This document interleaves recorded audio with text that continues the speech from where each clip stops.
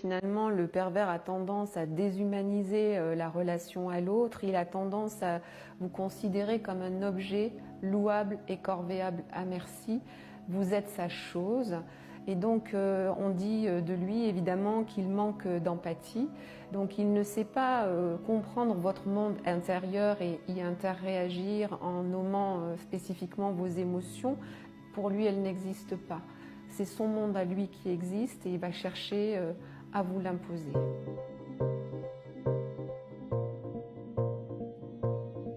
Un pervers narcissique, c'est quelqu'un qui va établir avec vous une relation dite d'emprise et qui va progressivement coloniser votre psychisme de telle sorte que vous allez progressivement perdre pied par rapport à votre propre réalité pour rentrer dans sa réalité à lui et devenir dépendant ou dépendante, puisque la perversion narcissique concerne les deux sexes.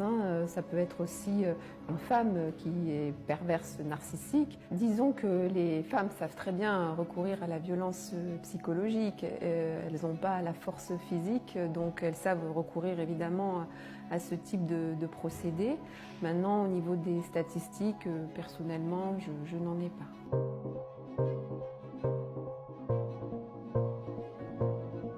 Ce n'est pas une maladie mentale au sens psychiatrique du terme, mais c'est une manière d'être en relation avec les autres. Ce n'est pas un comportement ponctuel, c'est un comportement qui est dur dans le temps.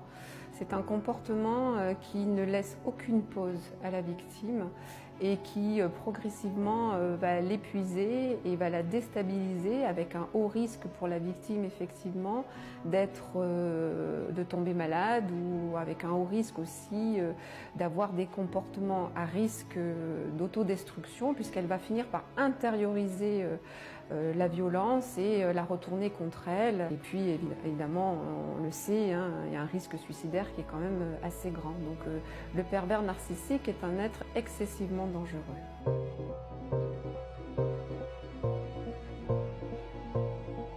Ce qui est très important de dire, c'est que si vous avez été victime d'un pervers narcissique, finalement, au bout d'un moment, à cause de la relation d'emprise, vous ne savez pas que vous êtes une victime. Parce que le système de la perversion narcissique brouille votre réalité et comme il cherche à imposer sa propre réalité à la place de la vôtre, et que sa propre réalité, c'est de vous dire que vous êtes la source du problème et non pas lui, vous finissez par croire que vous êtes la source du problème.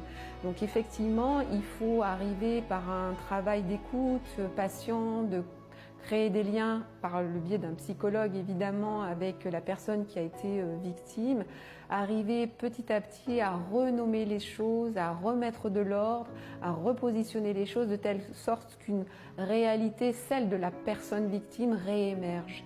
Et ça prend un petit peu de temps et ça se fait dans le cadre d'une relation psychothérapie.